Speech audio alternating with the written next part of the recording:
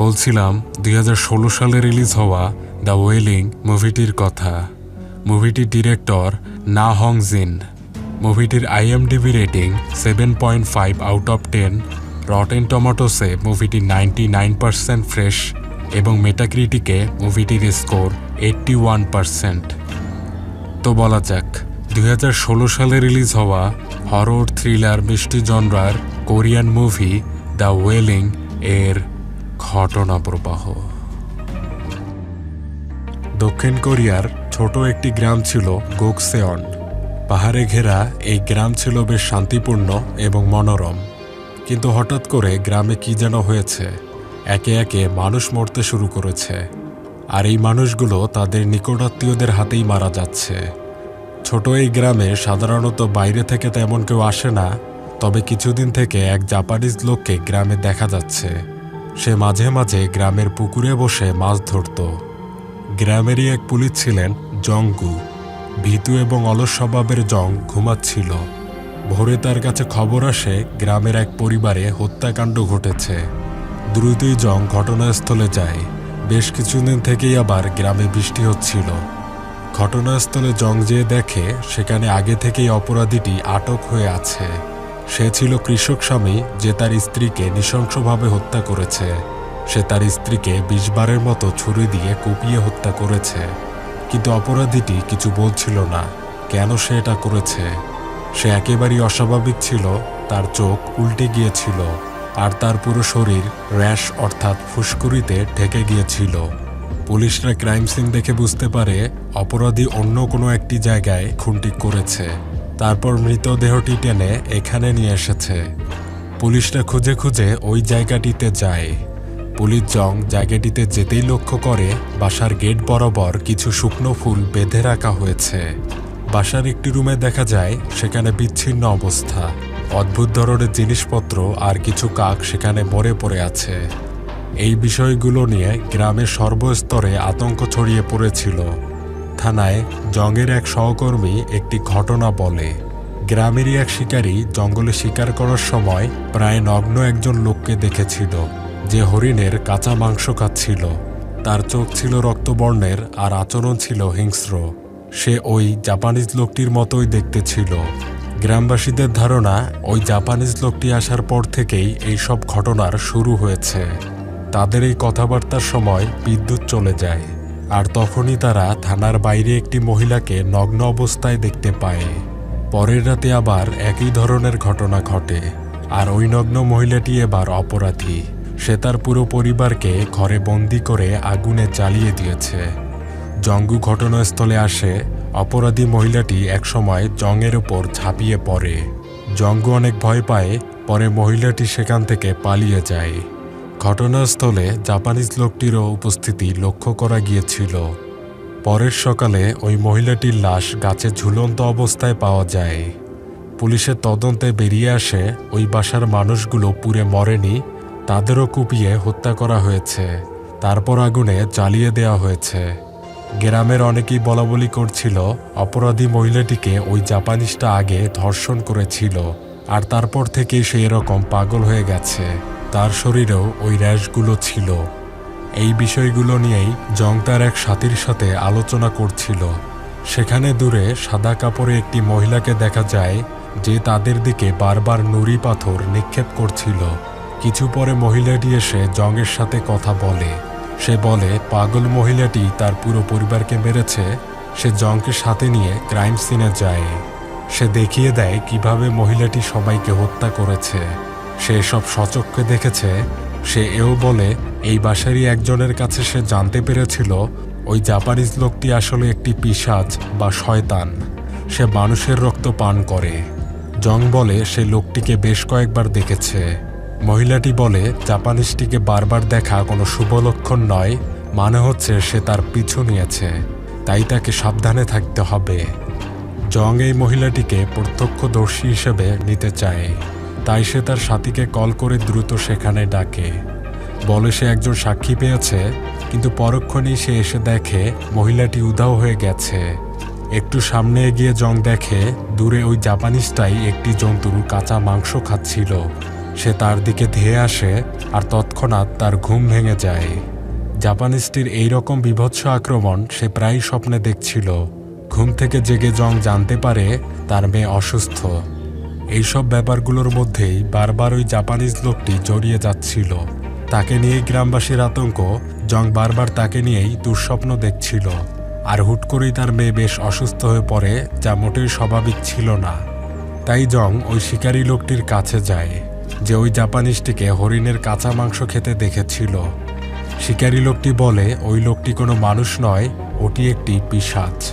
তাকে বিশ্বাস করতে হবে, এগুলো সে স্পষ্ট দেখেছে। জং সিদ্ধান্ত নেয় তারা ওই জাপানিজটির কাছে যাবে, তার বাসা তল্লাশি করবে। জাপানিজটি থাকতো জঙ্গলের এক উঁচু পাহাড়ে। জঙ্গলের পথে তারা ওখানে কিছু অর্ধ খাওয়া হরিণ দেখতে পায়। তখনই আবার সেখানে বৃষ্টি শুরু হয়। শিকারী এতে ভয় পেয়ে যায়। সেখান থেকে সে চলে যাচ্ছিল, সেখানে একটি বজ্রপাত ঘটে। শিকারীটির উপরে এসে তা পড়ে। সে আহত হয়, তাকে হসপিটালে নিয়ে যাওয়া হয়। ওই হসপিটালেই ছিল ঘটনার শুরুর দিকের প্রথম অপরাধীটি। হুট করে তার ব্যথা ওঠে, সে ব্যথায় কাতরাচ্ছিল। মুহূর্তের মধ্যেই তার পাঁজরের হাড় ভেঙে সে মারা যায়। ওই দিন রাতে জংয়ের মেয়ে হিয়োজিন দুঃস্বপ্ন দেখে চিৎকার করে ওঠে। সে বলে স্বপ্নে অচেনা কেউ একজন বারবার তার রুমে ঢুকতে চাচ্ছে। তার অবস্থা স্বাভাবিক ছিল না, কিন্তু পরের দিনেই আবার তাকে পুরোপুরি সুস্থ দেখা যায়। সে আমিষ জাতীয় খাবারগুলো খুব বেশি পরিমাণে খাচ্ছিল, যা সে আগে কখনো খেতে চেত না। জংয়ের শাশুড়ি তাকে বলে হয়তো কোনো অশুভ শক্তি হিয়োজিনের উপর ভর করেছে, তাই হয়তো হিয়োজিন এরকম করছে। তারা সিদ্ধান্ত নেয় বাসায় একটি ওঝা ডাকা হবে। পরের দিন জং তার এক সাথীকে নিয়ে ওই জাপানিজ লোকটির বাড়িতে যায়।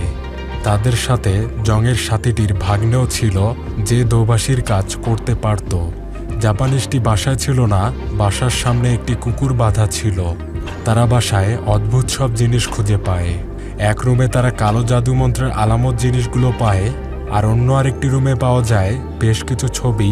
ছবিগুলো ছিল গ্রামের সেই সব মানুষদের যারা অস্বাভাবিক হত্যাকাণ্ডের শিকার হয়েছে এবং হচ্ছে। বাইরের কুকুরটি জং আর দোভাষীর উপর আক্রমণ করে বসে। তারা কোনোভাবে কুকুরটির হাত থেকে রক্ষা পায়, আর এরই মধ্যে জাপানিজটি সেখানে চলে আসে। তারা সবাই ভীত ছিল। তারা জাপানিজটির কাছে ক্ষমা চেয়ে সেখান থেকে চলে যায়। রাস্তায় সাথী পুলিশটি জানায় সে ওই রুমে গ্রামের ভিকটিমদের ছবি পেয়েছে। সেখানে মানুষদের নানা জিনিস ছিল। জাপানিজটি এগুলো দিয়ে কিছু একটা করে যাচ্ছিল। সে জংকে দেখায় একটি জুতো সে পেয়েছে, যা হচ্ছে হিয়োজিনের। আর হিয়োজিন এখন অস্বাভাবিক আচরণ করছে। জং বাসায় এসে হিয়োজিনকে জিজ্ঞেস করে তার এক পা জুতো হারিয়েছে কিনা। হিয়োজিন বলে না, সে অন্যমনস্ক ছিল, আর হয়তো সে ইচ্ছে করেই তার বাবার কথায় গুরুত্ব দিচ্ছিল না। জং জিজ্ঞেস করে সে ওই জাপানিজটিকে চিনে কিনা, তার সাথে কি তার সাক্ষাৎ হয়েছে। হিয়োজিন অবশেষে বলে সে তাকে চিনে। জং তার মেয়েকে আরও জিজ্ঞেস করতে গেলে হিয়োজিন চিৎকার করে ওঠে। সে বাজে ব্যবহার করে সেখান থেকে চলে যায়। প্রথমবারের মতো হিয়োজিনের এরকম ব্যবহার দেখে জং নিশ্চিত হয়ে যায় তার মেয়ের সাথেও খারাপ কিছু একটা ঘটেছে। রাতে জং তার মেয়ের রুমে আসে। সে হিয়োজিনের খাতায় বীভৎস কিছু ছবি এবং শয়তানাকৃতির কিছু ড্রয়িং দেখতে পায়। জং তার মেয়ের শরীর চেক করে দেখতে পায় তার থাইয়ে কিছু র্যাশ পড়েছে। এ সময় হিয়োজিন জেগে ওঠে। সে তার বাবার উপর চিৎকার শুরু করে দেয়। সে বাজেভাবে তাকে গালাগালি করে আর বলে সে কেন তার শরীর চেক করছিল। জং অনেক কষ্ট পায়। বাসায় দ্রুত ওঝা আনার ব্যবস্থা করা হয়। জং পরের সকালে জাপানিদের বাসায় যায়। সে অনেক রেগেছিল। বাসায় খুঁজে আগের ছবি বা অন্য জিনিসগুলো পাওয়া যায় না। জাপানিজটি বলে সে এগুলো পুড়িয়ে দিয়েছে। জং জিজ্ঞেস করে কেন সে এই গ্রামে এসেছে। জাপানিজটি বলে এর কারণ বললে তারা তা বিশ্বাস করবে না। অস্পষ্ট এসব কথা শুনে জং অনেক বেশি রেগে যায়। সে তার পুরো বাড়ি কুড়াল দিয়ে কুপিয়ে ভেঙে ফেলে। ওখানে থাকা কুকুরটি জংয়ের উপর আক্রমণ করলে জং কুপিয়ে কুকুরটিকেও মেরে ফেলে। জং জাপানিজটিকে হুমকি দেয় এইসব বাদ দিয়ে গ্রাম থেকে চলে যেতে। জাপানিজটি স্থির দাঁড়িয়েছিল। সে এর কোনো প্রতিক্রিয়াই দেখাচ্ছিল না। পরের সকালে জঙ্গুর বাসার সামনে একটি বিচ্ছেদ করা ছাগল ঝুলন্ত অবস্থায় পাওয়া যায়। সবাই ভয় পেয়েছিল, আর ওই সময়ই জং ছোট একটি সাময়িক স্ট্রোকের শিকারও হয়। তাকে আকুপাঞ্চার চিকিৎসা দেওয়া হয়। বাসায় তখন হিয়োজিন এক প্রতিবেশীর সাথে ছিল, তাই ভয় পেয়ে সবাই বাসায় চলে আসে। কিন্তু এরই মধ্যে একটি দুর্ঘটনা ঘটে গেছে। হিয়োজিন ওই প্রতিবেশীটিকে ছুরি দিয়ে আহত করে ফেলেছে। তাই পরের দিনে ওঝাকে নিয়ে আসা হয়। বাসাতে ঢুকতেই ওঝা একটি জারে মৃত কাক খুঁজে পায়। সে বলে বাসায় অশুভ শক্তির প্রভাব রয়েছে। এরপর সে এক্সরসিজম বা সহজ বাংলায় ঝাড়ফুঁকের কাজ শুরু করে। এ সময় হিয়োজিন বেশ অসুস্থ হয়ে পড়ে, সে সেন্সলেস হয়ে যায়। ওঝা বলে তার দেখা অশুভ শক্তির মধ্যে এটি সবচেয়ে ক্ষমতাধর। গ্রামের অন্যান্য পরিবারগুলোতেও এসবের প্রকোপ বেড়ে গিয়েছিল। সম্প্রতি পার্ক নামের এক লোক তার পরিবারকে ঠিক একইভাবে মেরে ফেলেছে, কিন্তু তাকে খুঁজে পাওয়া যাচ্ছিল না। তবে তাকে জাপানিজ লোকটি খুঁজে পেয়েছিল। পথে ওঝা জংয়ের কাছে জানতে পারে হিয়োজিন কিছুদিন আগে এক জাপানিজের সংস্পর্শে এসেছিল। তারপর থেকেই সে এরকম। ওঝা বলে ওই জাপানিজ মানুষ হলেও আসলে সে একটি পিশাচ বা শয়তান। তার শরীরে শয়তান বসবাস করছে। তাকে বিতাড়িত করতে হলে বড় মাপের এক্সরসিজম করতে হবে। কিন্তু এই এক্সরসিজম চলাকালীন হয়তো তার মেয়ে একটু কষ্ট পেতে পারে, কিন্তু কোনোভাবেই এই এক্সরসিজম বন্ধ করা যাবে না। জং জানতে চায় কেন তার মেয়েকেই ওই শয়তানটি শিকার বানিয়েছে। ওঝা বলে শয়তানটির বাধা ধরা কোনো নিয়ম নেই। বড়শিতে যেমন পুকুরের কোনো একটি মাছ হেনে যায়, ঠিক একইভাবে তার মেয়েও ওই শয়তানের শিকারে পরিণত হয়েছে। পরের দিন ওঝা তার এক্সরসিজমের প্রস্তুতি নেয়। অন্যদিকে জাপানিজটি বাজার থেকে নিয়ে আসে কয়েক জোড়া কালো মুরগি। সূর্যাস্তের পর শুরু হয় ওঝার জমকালো এক্সরসিজম। আর পাহাড়ের বাসায় জাপানিজ করছিল তার জাদু মন্ত্র। শুরুতে মনে হচ্ছিল ওঝা জাপানিজের শক্তির প্রভাব কমানোর জন্য এক্সরসিজম করছে, আর জাপানিজ করছিল তার শক্তি বাড়ানোর জন্য। কিন্তু কিছু পরে দেখা যায় এইসব এক্সরসিজমে হিয়োজিন অনেক কষ্ট পাচ্ছে, আর জাপানিজ তার জাদু মন্ত্রের সামনে হারিয়ে যাওয়া পার্কের ছবি রেখেছে।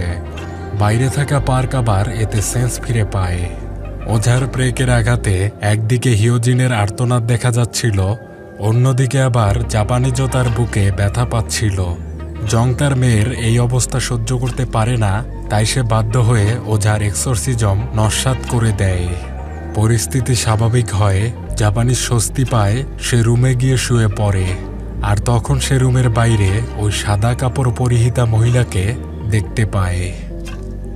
একদিকে জাপানিজ ব্যক্তি, অন্যদিকে ওঝা, আর মাঝে সাদা কাপড় পরিহিতা মহিলা।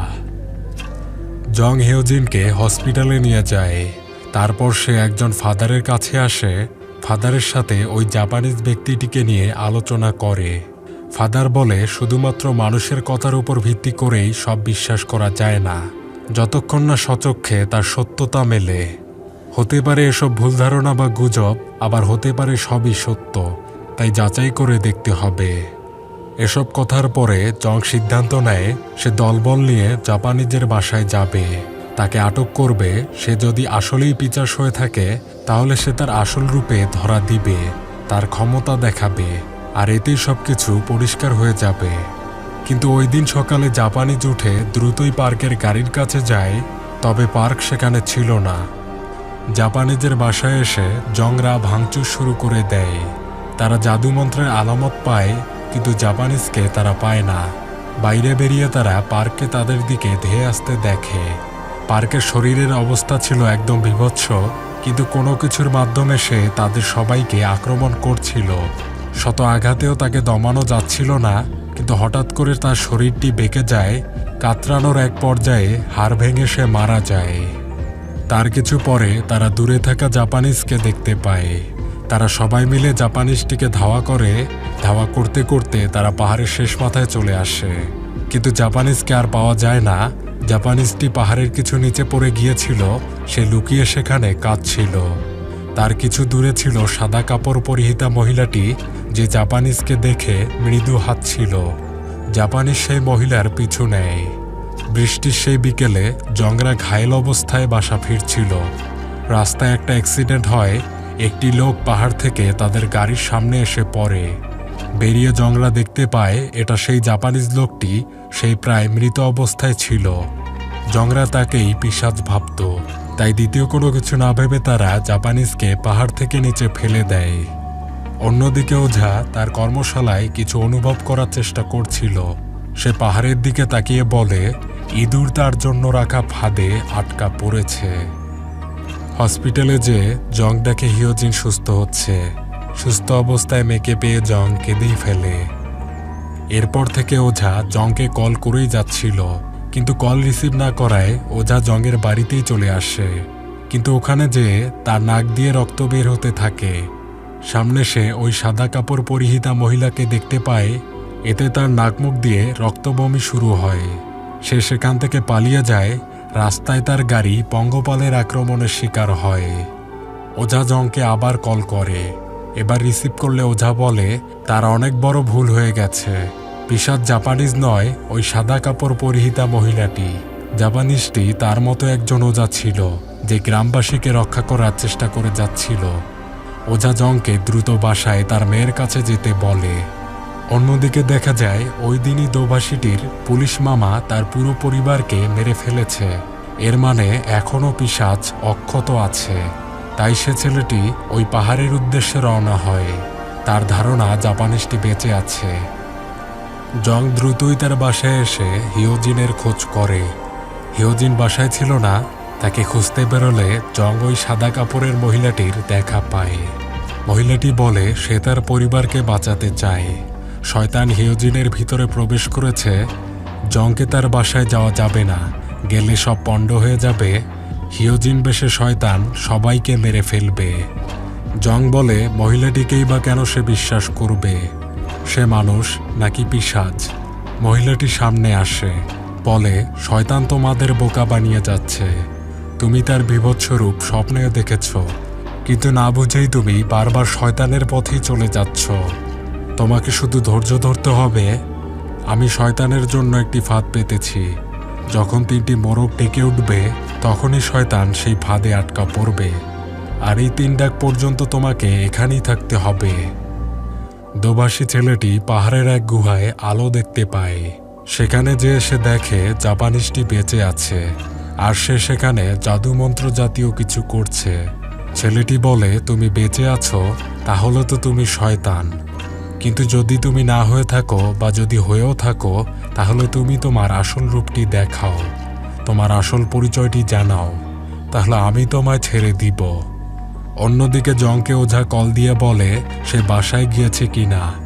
জং বলে সে ওই মহিলার সামনেই দাঁড়িয়ে আছে। ওঝা বলে তাকে কোনোভাবেই বিশ্বাস না করতে। এদিকে মহিলাটিও বলে ওঝাকে বিশ্বাস না করতে, সে শয়তানের সাথে জড়িত। এসবের মধ্যে জং দিশেহারা হয়ে পড়ে।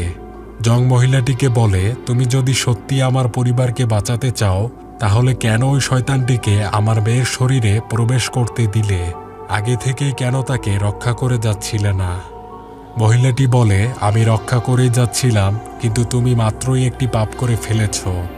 তুমি না বুঝে নির্দোষকে মেরে ফেলার চেষ্টা করেছ। তোমার এই পাপের জন্য তুমি সহ তোমার পরিবারের ওপর শয়তানের শক্তি বেড়ে গেছে, আর আমার শক্তি সেখানে কমে গেছে। তাই আমি এখন সীমায় থেকে শয়তানের জন্য শুধুমাত্র ফাঁদি তৈরি করতে পারবো। তুমি শুধু অপেক্ষা করো। হিয়োজিন অদ্ভুত বেশে বাসায় চলে আসে। এসে সে কাঁচা মাছ মাংস খেতে থাকে। একে একে 2টি মোরগের ডাক শেষ হয়। জং এসবে অস্থির হয়ে বাসা যেতেই ধরে। মহিলাটি তার হাত আটকে তাকে ধরে থাকে। হাতের স্পর্শ পেয়ে জংয়ের অন্যরকম অনুভূতি হতে থাকে। জং দেখে মহিলাটির কাছে থাকা পোশাক সে গ্রামের ভিকটিমদের কাছে দেখেছে, আর মহিলাটির কাছে হিয়োজিনের চুলের ক্লিপটিও রয়েছে। সে ভাবে মহিলাটি শয়তান। সে সেখান থেকে চলে যায়। জং বাসায় আসে। বাসার বাইরে থাকা ফুলগুলো শুকিয়ে যায়। ভিতরে জং দেখে রক্তাক্ত অবস্থা। হিয়োজিন ছুরি হাতে দাঁড়িয়ে আছে। সে বাসার সবাইকে মেরে ফেলেছে। জং হাহাকার করে। সে তার মেয়েকে আর্তনাদ করে ডাকে। সেও তার মেয়ের হাতে মারা যায়। গুহায় থাকা জাপানিজ বলে, দোভাষী তাকে ছেড়ে দিলেও জাপানিজ কি তাকে ছেড়ে দিবে? সে ক্যামেরা হাতে তুলে দোভাষীটির ছবি তুলতে থাকে। আর ধীরে ধীরে সে তার আসল রূপে সামনে চলে আসে। পরের সকালে ওঝা জংয়ের বাসায় আসে। সে পরিবারের সবার ছবি তুলে নিয়ে চলে যায়। তার কাছে এভাবেই গ্রামের সব ভিকটিমদের ছবি রয়েছে।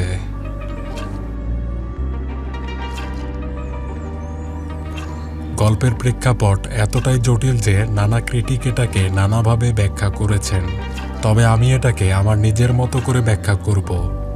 2015 সালের আদমশুমারি অনুযায়ী দক্ষিণ কোরিয়ার প্রায় 56% মানুষ কোনো ধর্মেই বিশ্বাস রাখে না, অর্থাৎ তারা নাস্তিক।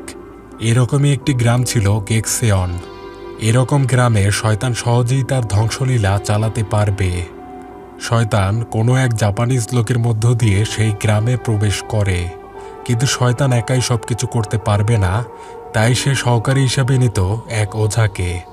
ওঝা এতে শয়তানের শিষ্য হয়ে তার কাছ থেকে ক্ষমতার অধিকারী হতে পারবে।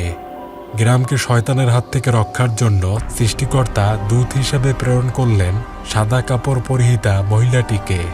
শয়তান প্রবেশের শুরু থেকেই সে গ্রামের মানুষদের নানাভাবে রক্ষা করে যাচ্ছে। কিন্তু সৃষ্টিকর্তার পথ সহজ পথ, বিশ্বাসের পথ। এই বিশ্বাস যখন পুরোপুরি চলে যায় তখন ওই প্রেরিত দূত আটক হয়ে পড়ে, চাইলেও তখন রক্ষা করতে পারে না। এই প্রেরিত দূত শয়তানের টার্গেটকে সে পাথর ছুঁড়ে সতর্ক সংকেত দেয়। এই কনসেপ্টটি বাইবেল থেকে নেওয়া হয়েছে। বাইবেল মোতাবেক যার কোনো পাপ নেই সেই প্রথম পাথর ছুঁড়তে পারবে। আরও একটি কনসেপ্ট বাইবেল থেকে নেওয়া হয়েছে। 3টি মোরগ ডাকার বিষয়টা বাইবেল মোতাবেক বিশ্বাসের ক্ষেত্রে ব্যবহার করা হয়েছে। সৃষ্টিকর্তার প্রতি একটি আস্থা রাখার জন্য বিষয়টি ব্যাখ্যা করা হয়েছে। মানুষের করা পাপ এই প্রেরিত দূতের ক্ষমতাকে কমিয়ে দেয়, আর তার ক্ষমতা কমে গেলে অবশ্যই শয়তানের ক্ষমতা বেড়ে যাবে। জাপানিজ ব্যক্তি আসলে একজন নির্দোষ মানুষ, কিন্তু শয়তান তার শরীরকে কবজা করেছে। ওই দিন জাপানিজটি যখন পাহাড়ের নিচে বসে কাঁদছিল তখন তার মধ্যে শয়তান ছিল না। আগের রাতে জাদুমন্ত্রের মাধ্যমে সে বেরিয়ে পার্কের শরীরে প্রবেশ করেছিল। ওই জাদুমন্ত্র ছিল শয়তানের পার্কের শরীরে প্রবেশ করার জন্য। আর অন্যদিকে ওঝা শয়তানের নির্দেশ অনুযায়ী হিয়োজিনের প্রোটেকশন নষ্ট করার জন্য এক্সরসিজম করছিল, সাদা মহিলা যাতে তার শক্তি দিয়ে হিয়োজিনকে রক্ষা করতে না পারে। আবার শয়তান যাতে জাপানিজটির শরীর থেকে বের হতে না পারে তাই তখন সাদা কাপড় পরিহিতা মহিলা তাকে বাধা দিচ্ছিল, আর এই জন্যই শয়তান তখন তার বুকে ব্যথা পাচ্ছিল। শয়তানের পার্কের শরীরে যাওয়ায় জাপানিজ তখন স্বাভাবিক মানুষ ছিল। বারবার সাদা কাপড়ের মহিলাটিকে দেখতে পাওয়ায় সে তার পিছু নিয়েছিল। এতে পিছলিয়ে সে জংয়ের গাড়িতে পড়ে যায়, কিন্তু কোনো কিছু না বুঝে জং ওই নির্দোষ জাপানিটিকে পাহাড় থেকে ফেলে দেয়, যা একটি পাপ। এতে মহিলাটির ক্ষমতা কমে যায়। সে শয়তানকে হিয়োজিনের শরীরে যেতে বাধা দিতে পারে না। এজন্যই ওঝা তখন বলেছিল ইঁদুর তার ফাঁদে আটকা পড়েছে, অর্থাৎ শয়তানের বিছানো ধোকায় পড়েই তো মানুষ পাপ করে। শয়তান তার টার্গেট নির্বাচন করে, তার কাছ থেকে কিছু জিনিস নিয়ে তার উপর জাদুমন্ত্র দিয়ে তাকে অভিশপ্ত করে ফেলে।